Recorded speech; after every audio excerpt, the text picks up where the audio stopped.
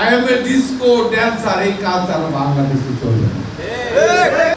অন্যরকম ক্ষমতা আসলে আপনাদের কোনো লাভ আছে বলেন? তারেক রহমান সাহেব, অধ্যাপক ইউনূস সাহেব যখন লন্ডনে বৈঠক করলেন, একটা রাজনৈতিক দল মনে হলো ফেটে পড়েছে। সে রাজনৈতিক দল যারা অতীতে যাদেরকে নিয়ে বিতর্ক ছিল, বিতর্ক আছে, এই রাজনীতির জ্বালা তারেক রহমানের সঙ্গে অধ্যাপক ইউনূস সাহেবের মিটিং, এটা তারা বোধহয় মেনে নিতে পারছে। এই 25 বছর মানুষ আজকে সুযোগ সৃষ্টি হয়েছে, কিন্তু আজকে একটা গোষ্ঠী খোলা পানিতে মাছ শিকার করে। আরে অন্যরকম ক্ষমতা আসলে আপনাদের কোনো লাভ আছে বলেন? অন্য কেউ যদি আবার ক্ষমতা হস্তান্তর করে আপনাদের কোনো লাভ হবে না। বাংলাদেশ, আমাদের নেতা বলেছে সবার আগে বাংলাদেশ, সকলকে ভাবতে হবে সবার আগে বাংলাদেশ।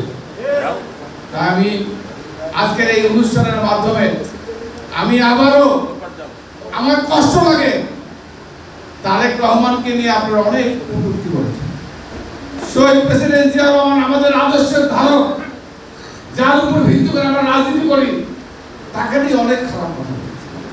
বাংলাদেশের প্রথম মহিলা প্রধানমন্ত্রী বেগম খালেদা জিয়াকে নিয়ে অনেক কথা বলেছে, তাও আমরা কিন্তু অনেক ধৈর্য ধারণ করেছি।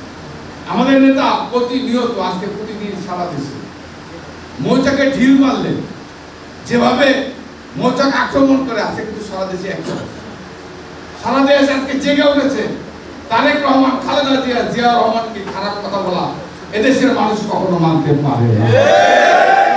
প্রিয় ভাই আমার, তাই আমরা আবারও অনুরোধ করতে চাই, আগামী দিনে আর যাই হোক, সকলে মিলে যে নির্বাচনের তারিখ প্রধান উপদেষ্টা বলেছেন